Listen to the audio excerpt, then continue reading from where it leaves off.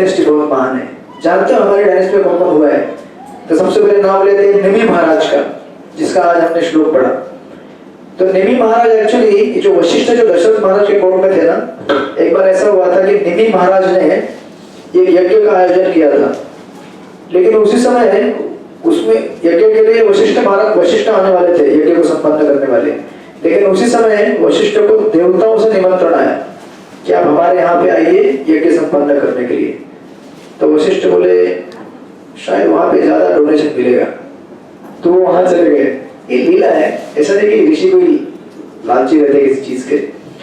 But Vashishtha मुनि वहां चले गए, बोले इंद्र ने बुलाया है तो मैं जाता हूँ वहां पे। निमि तो मेरा शिष्य है, थोड़ा देर रुक जा, मैं बाद में आता हूँ। इधर निमि महाराज इंतजार करते रह गए, वशिष्ठ मुनि आ ही नहीं रहे। गुस्सा हो गया, उन्होंने दूसरे किसी ऋषि को बुला लिया, यज्ञ संपन्न कर दिया। जब वशिष्ठ मुनि स्वर्ग से वापस आए, देखे अरे मेरा शिष्य तो पहले ही यज्ञ कर दिया। गुस्सा हो गए और उन्होंने शाप दिया निमि महाराज को, उनको मृत्यु हो जाए।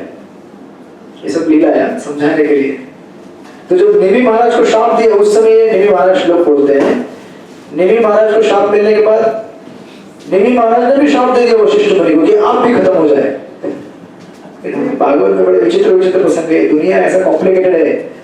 जब निमि महाराज ने भी शाप दिया, वशिष्ठ मुनि क्या करना चाहते थे? अपने आप को पुनः जीवित करना चाहते थे। उन्होंने इसलिए अपनी आत्मा को, कहते हैं कि एक किसी वस्तु में उसको, है ना, हाँ, एक पानी के घड़े में उसको आत्मा को रख दिया।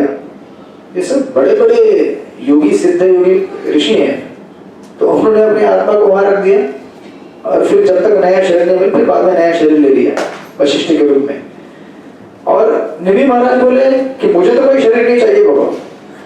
जब निमि महाराज को देवताओं ने आह्वान किया, अब लीजिए ना शरीर, बोले नहीं चाहिए मुझे शरीर। क्यों? ये शरीर क्लेश का कारण है। तो भागवत में सुंदर वर्णन आगे, यहाँ पे आगे निमि महाराज बोले लगे मुझे नहीं शरीर चाहिए, मुझे अभी भगवान के धाम पे जाना है। इस तरह से निमि महाराज, इसलिए कहते जब निमि महाराज ने कहा कि मुझे शरीर नहीं चाहिए, इसलिए उनको कहा जाता है विदेह, इसलिए उससे बना विदेह। इसलिए सीता को कहा जाता है वैदेही, मतलब जो वैदेही की पुत्री है। इसलिए उसके पास से निमि महाराज के जाने के बाद एक्चुअली क्या हुआ, जब निमि महाराज ने शरीर छोड़ दिया, चले गए भगवान के धाम में, उनका शरीर वैसे पड़ा हुआ था। तो ऋषि मुनि बोले लगे अरे यहाँ पे कोई राज्य करने के लिए राजा नहीं है। तो उनके शरीर को मथा गया, उनके शरीर से एक राजा निकले, उनका नाम था मिथि जनक, उनका नाम बना। इसलिए इसके बाद जो भी राजा हुए उन सबका नाम जनक जनक जनक करके जोड़ा गया। राइट? तो ऐसी बहुत लंबी लंबी हिस्ट्री है रामायण में भी, तो यहाँ पे बहुत पैराफ्रेज करके दिया गया है। तो ये जो मिथि जनक थे, इनके बाद क्योंकि निमि महाराज ने शरीर नहीं लिया था, इसलिए इस प्रांत का नाम पड़ा वैदेहपुर या फिर मिथिला, क्योंकि ये राजा का नाम था मिथि, इसलिए मिथिला कहा जाता है। और वैदेहपुर क्योंकि इन्होंने शरीर नहीं लिया निमि महाराज ने, इसलिए इसे भी कहते हैं विदेह। राइट? वैदेह मतलब जो बिना शरीर का है। फिर इन मिथि जनक के बाद आए देवव्रत, उसके बाद आए क्षीरध्वज जनक, जो अभी के सीता देवी के पिताजी थे, इनका नाम था क्षीरध्वज जनक, जिन्होंने 2 रत्न प्राप्त किए। कौन से 2 रत्न थे? एक तो सीता देवी और दूसरा शिव धनुष। उन्होंने कहा देखो हमारे भी कोई सामान्य नहीं है, डायनेस्टी बहुत गुणवान संपन्न है। और फिर ये बताते बताते उन्होंने सीता देवी के जन्म का रहस्य बता दिया। तो आपने कई बार सुना होगा सीता के जन्म का रहस्य। एक बार जनक महाराज यज्ञ कर रहे थे और यज्ञ करते करते यज्ञ में एक प्रावधान था कि आपको क्या करना है, जमीन को जोतना है, वहां से लेकर यहाँ तक आना है, जोतते जोतते जमीन को। और जहाँ जो हल है वो अटक जाएगा, उस समय में जनक महाराज कह रहे थे कि मैं जितने भी यहाँ पे साधु उन सबको दक्षिणा दूंगा जहां जहां अटकते जाएगा। तो ऐसा करते करते एक जगह भी ऐसा अटका कि बाहर नहीं आ रहा था हल।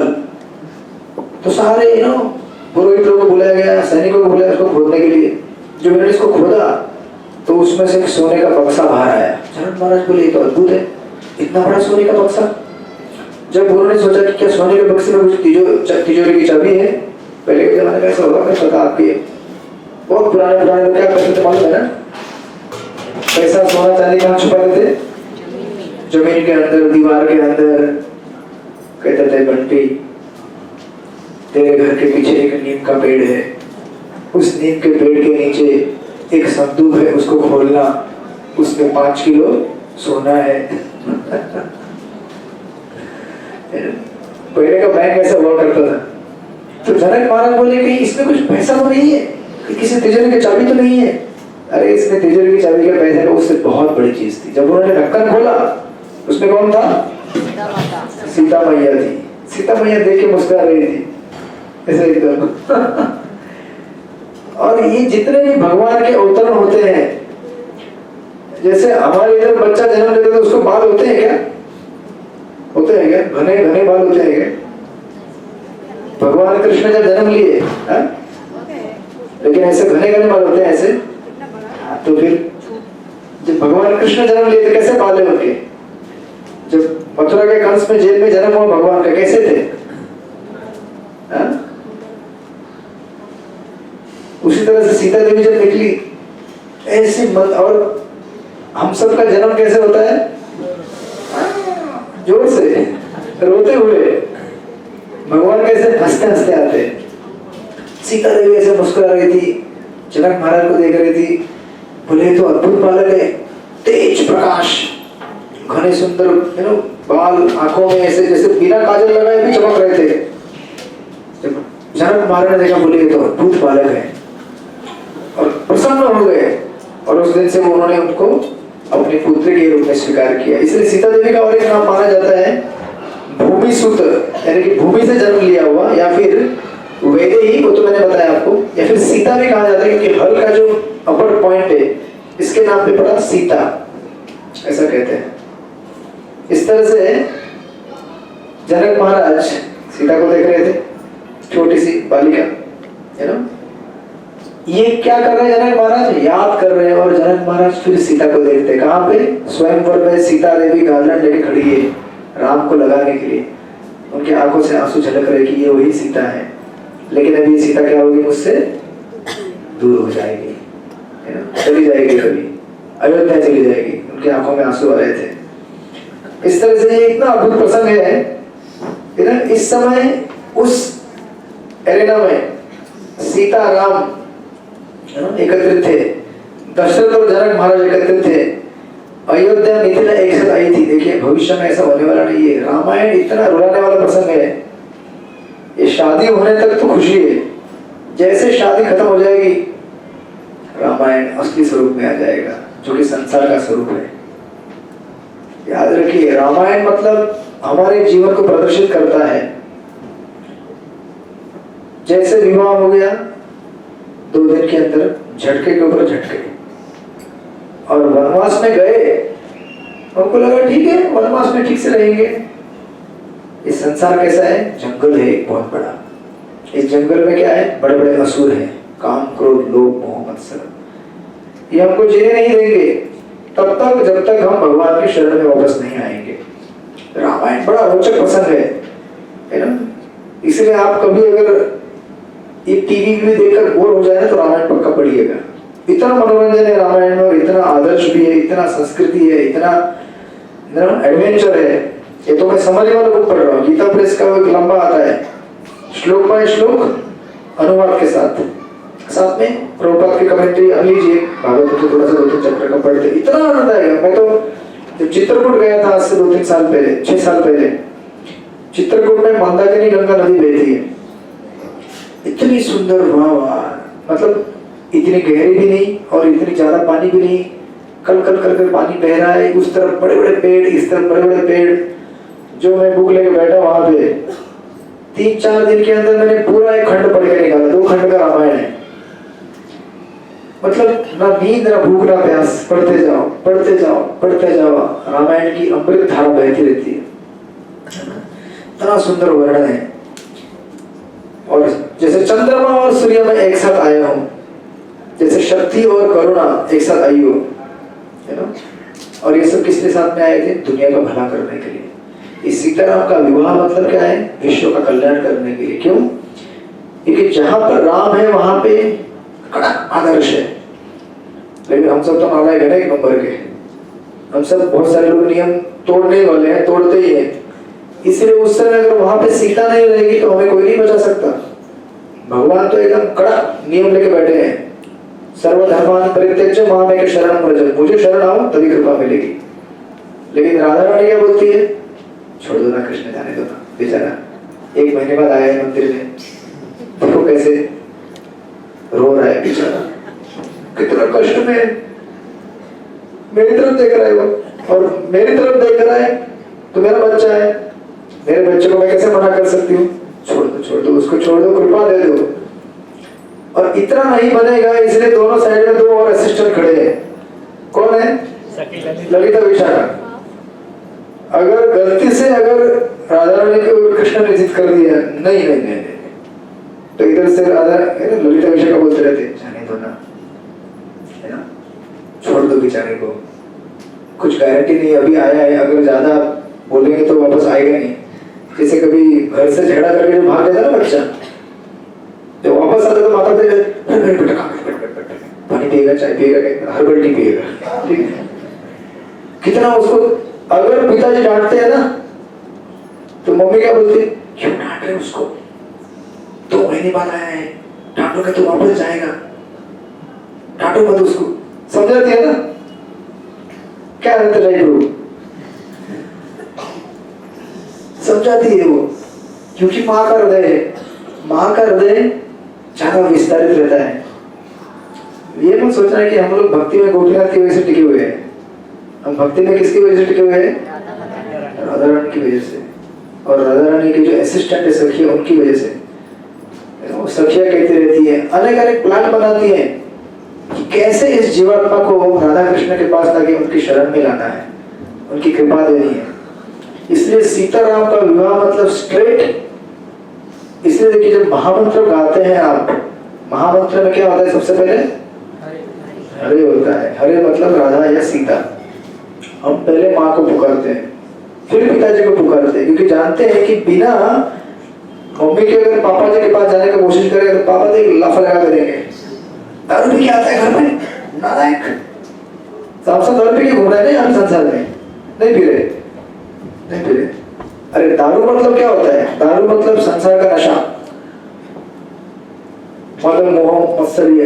मेरे जैसा कोई नहीं है, जानते हो, इस पूरे क्लास में सबसे पहले आता हूँ मैं, इधर सबसे लास्ट में जाता हूँ मैं।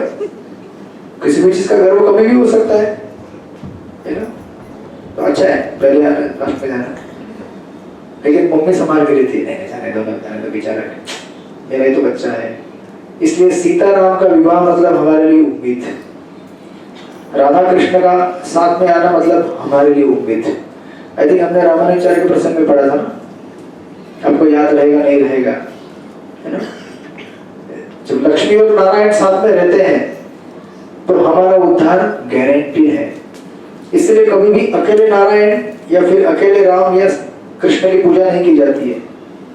हमेशा अगर पूजना है तो किसके साथ पूजना चाहिए उनको, राधा जी के साथ, या सीता जी के साथ, या लक्ष्मी जी के साथ। अकेले पूजा करना बड़ा खतरा है भाई, और कृष्ण तो सबसे खतरनाक है।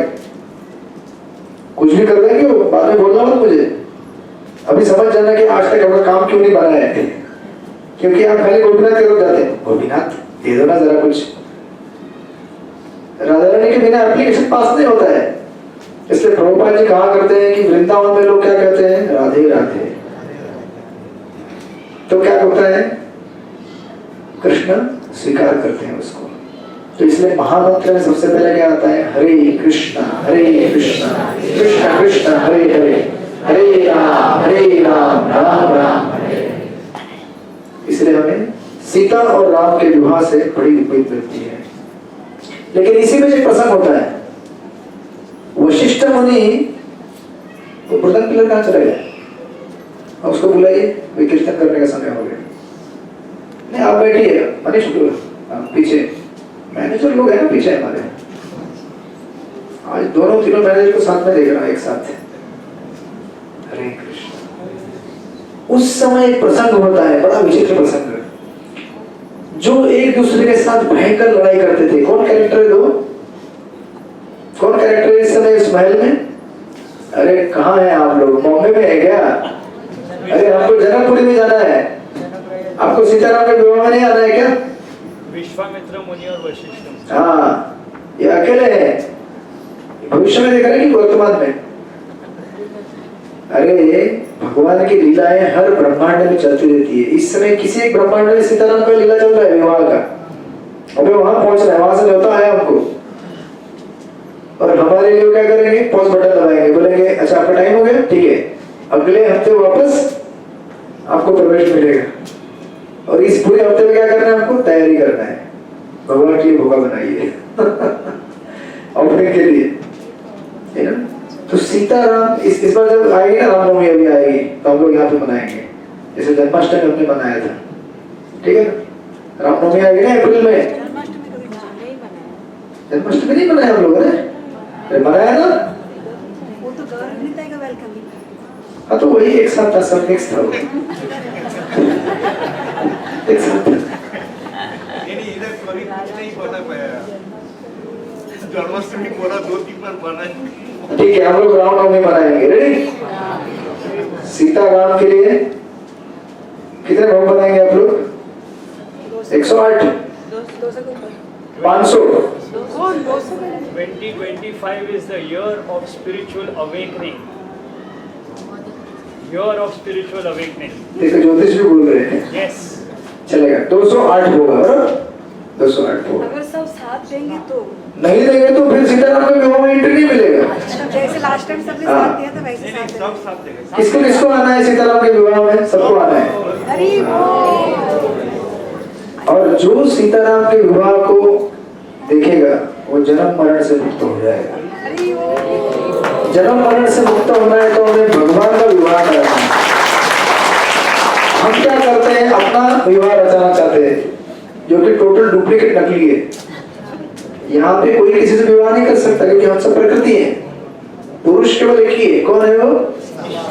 कृष्ण या भगवान राम। वैसे भगवान राम ने बोला कि मैं एक पत्नी बन लिया हूँ, लेकिन मैं कृष्ण के रूप में आऊंगा तो कितनी पत्नी लगूंगा। इसलिए अभी लेटेस्ट अवतार कौन सा है? द्रौपदी वाला।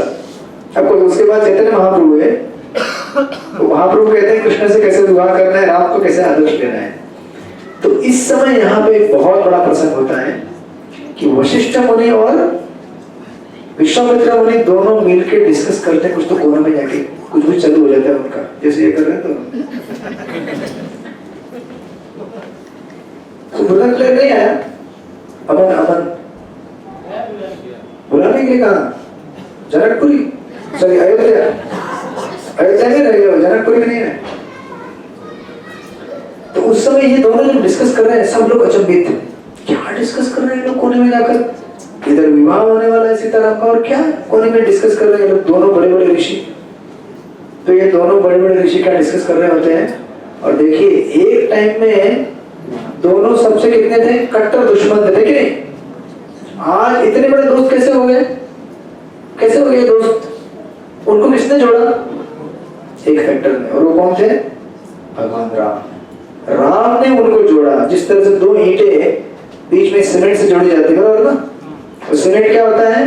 दोनों को जोड़ने वाला होता है। इस समय यहाँ पे सीमेंट कौन बना हुआ है?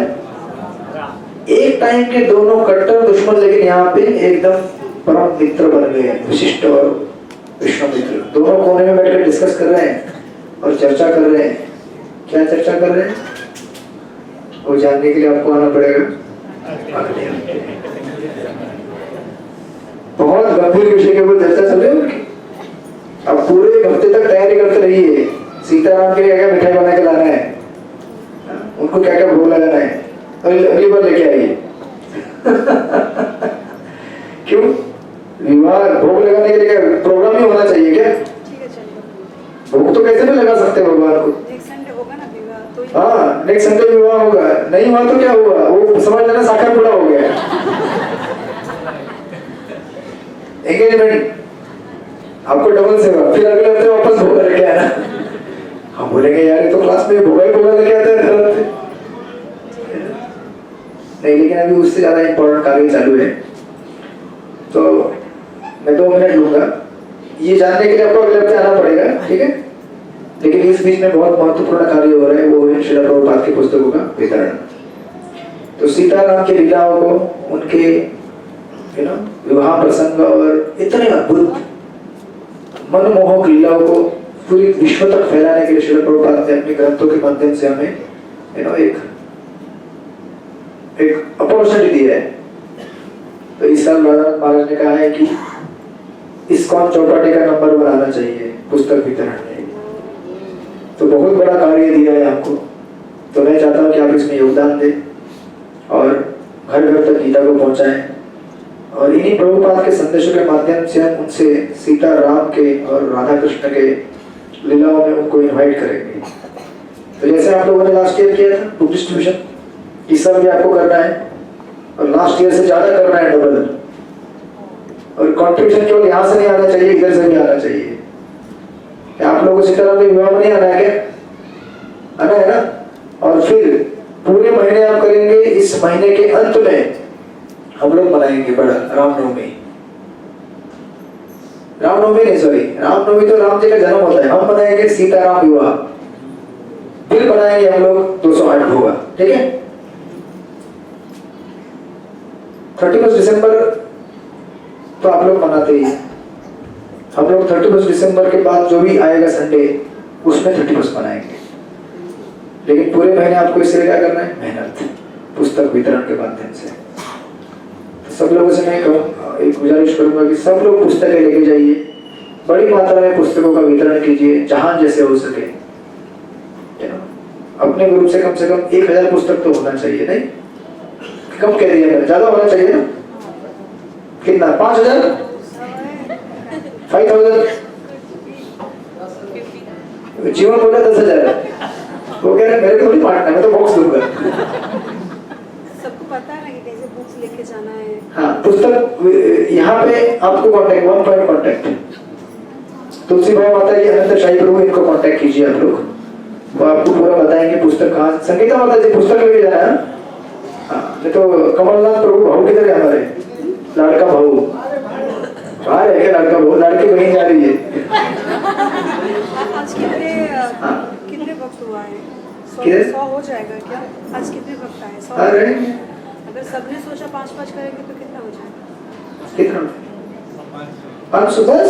नहीं, वो नहीं। अगर सोचे 500 भी तो मुझे हो सकता है। अगर सबने सोचा तो 5 नहीं, 5 मिनिमम, डर जाएंगे सब। ठीक है, मिनिमम 5 हर वक्त कीजिए। हाँ, तो सब हाथ उठाइए, कुछ बोलेंगे? हाथ उठाइए, मेरे को कमांड है। ये ज्यादा है, नीति ज्यादा होगी इसलिए। हर कोई कम से कम 5 भगवद गीता वितरण करेगा अपनी तरफ से। और डरना नहीं है, लक्ष्मी बाद में देना है, पहले बुक्स लेके। हाँ, बुक्स लेके जाना है, बांटना है, लक्ष्मी बाद में लाके देना है, ठीक है। अगर आपकी तरफ से मिनिमम 500 मैक्सिमम 1000 बुक वितरण हुआ, तब हम सीताराम का विवाह मनाएंगे। अभी देखो, सीताराम के विवाह का पूरा आपके ऊपर है। अगर आप लोगों ने उतना वितरण नहीं किया तो उनका विवाह नहीं होगा, तो फिर बड़ा अनर्थ हो जाएगा। फिर मुझे बोलना मत। बाबू जी, जैसे महाराज ने बोला कि हमारे चौपाटी फास्ट आना चाहिए, हमारा इच्छा है कि हमारे संडे गुरु फास्ट आना, मतलब पूरा इंडिया में नहीं, हमारे जो जितने सारे प्रभु जी लेते हैं क्लास, उनमें से हमारे तरुण गौरव में प्रभु जी का क्लास फास्ट आना चाहिए। अरे हरि बोल बोलिए सब। यह साल में 108 किया था, ये साल में 200 से ज्यादा करेंगे। अनंत साहब हरि बोल। यह साल का नहीं। ठीक है, तो 500 मिनिमम करना है और मैक्सिमम 1000, ठीक है। आप लोग डर गए क्या? और तुलादान के लिए भी अगर कोई करना चाहता है, हाँ, तुलादान तो आपके घर में जितना सोना चांदी रहेगा सब लेके आइए, तुला कर देंगे उससे। मुझे न्यूबॉर्न बेबी आए माता जी के घर पे, अगर तुलादान करना है तो आप कर सकते हो, ऐसा फोर्स नहीं कर रहे हो, करेंगे।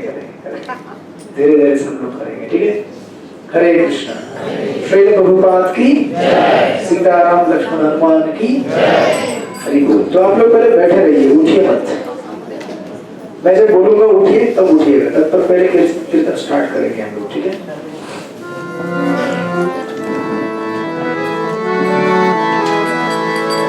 हरे कृष्णा